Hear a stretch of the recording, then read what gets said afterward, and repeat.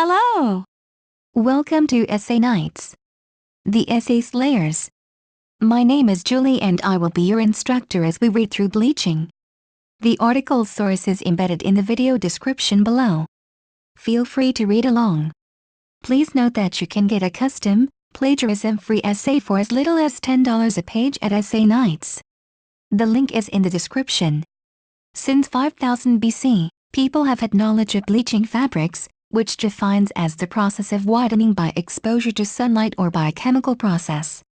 People have had knowledge that they may bleach their materials by a process involving moisture and extreme periods of time to sun exposure.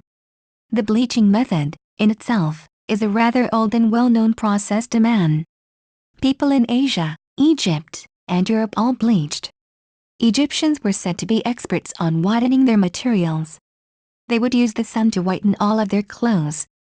People had even discovered bleach before the 3rd millennium. They had knowledge of a solution that containing a mixture of wood ash, which would turn into lye alkaline, acid pH scale higher than 7. They knew that this would remove color. Many years later, the Dutch established a newer and better way of bleaching in the 11th and 12th century AD. During that time, the Dutch specialized in the science of whitening laundry and became well known for their advanced bleaching techniques throughout the European community. They mixed the lye with sour milk to soften the dangerous effects of just the plain lye. Because they monopolized the bleaching business, they did not let anyone know their methods. Because they kept their secrets safe, their methods remained a mystery for many years. The Dutch dominated and maintained their business in the bleaching trade. All manufactured linens in Scotland, which were brown, were shipped to Holland, where the Dutch bleached, to be bleached into white linen. Their whole method was so lengthy that it could take up to 8 months.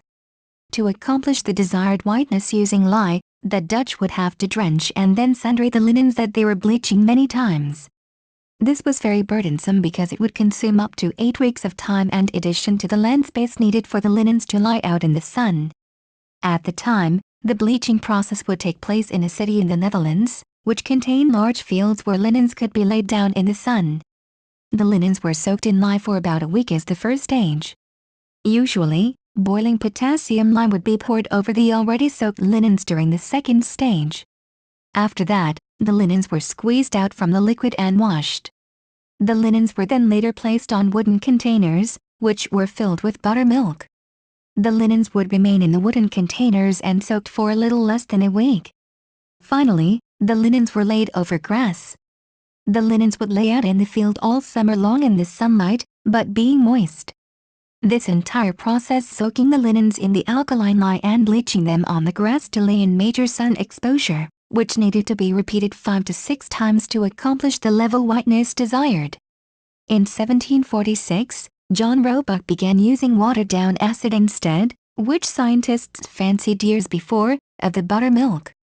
The watered-down acid was an extraordinary improvement, which resulted in the application of sulfuric acid in the bleaching process and cut the bleaching time down to only 24 hours, sometimes even less than 12 hours.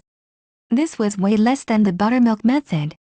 The buttermilk usually required 7 weeks, and sometimes even months, depending on the sunlight.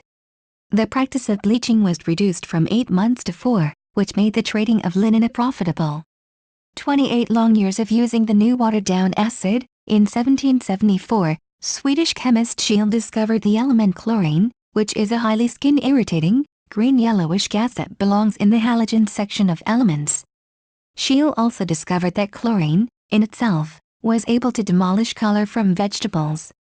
This discovery inspired 1785 scientist Claude Berthollet to modify its utility in the bleaching method, which failed in the beginning.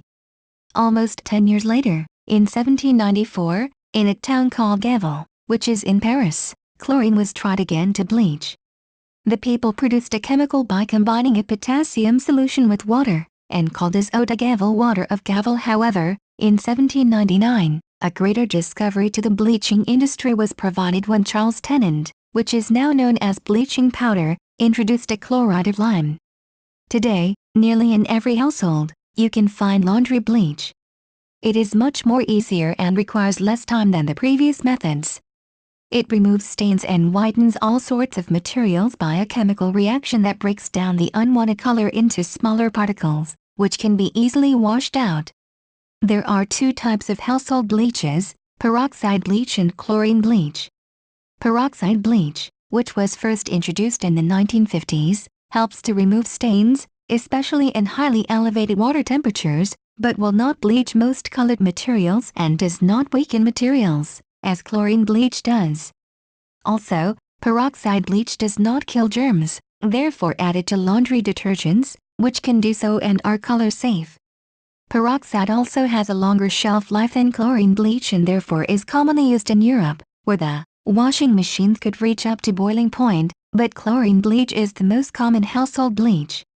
Chlorine bleach is more effective at removing stains and killing germs in fabrics. Chlorine bleach is very inexpensive to manufacture and can be used in either low or high water temperatures. However, it has very strong chemical properties, which can destroy certain fabrics. A9AYTZ2PY5 Bleach.html. The raw materials for the making of household bleach are chlorine, sodium hydroxide and water. Putting direct current electricity through a sodium chloride salt solution in a process called electrolysis produces the chlorine and sodium hydroxide. Mixing chlorine and sodium hydroxide creates sodium hypochlorite, which is common chlorine bleach. Essentially, bleach is just salt mixed with water that has been changed a little by electrolysis. Bleach is found in nearly every household. It has survived through time for whitening fabrics and is still used to whiten fabrics to this day. HowStuffWorks.com/ Question 189.htm. Bleach is very helpful to every house. Bleach could remove color and disinfect mostly any materials, most likely clothes. You could nearly find bleach in any store, from dollar stores, mini markets and grocery shops to Target or Walmart. It is quite fascinating to know that the concept of bleach has been used for thousands of years. It is also quite fascinating to know people that long ago have also desired their materials to have the same whiteness that people today want in their fabrics. Don't people just love fresh, clean clothes? Bleach could help giving you that clean scent. Tell me why people haven't stopped using the bleaching method. I hope you have learned about the concept of bleach. I know I have. I hope every time you wash your clothes you think back to what I have researched and told you. I have learned so many things about bleach. I have spent numerous hours on the computer researching expanding the cells in my brain by gaining knowledge about the concept of bleach. I now know many fascinating things about the people long ago and what they knew. Bleach is very interesting and is very helpful. Words cited page, hubpages.com/ hub/ history-of-bleach, meta.com/ volume-2/ bleach.html, howstuffworks.com/ Question 189.htm. Thank you for taking your time to listen to me. I hope you enjoyed learning about bleaching as much as I did.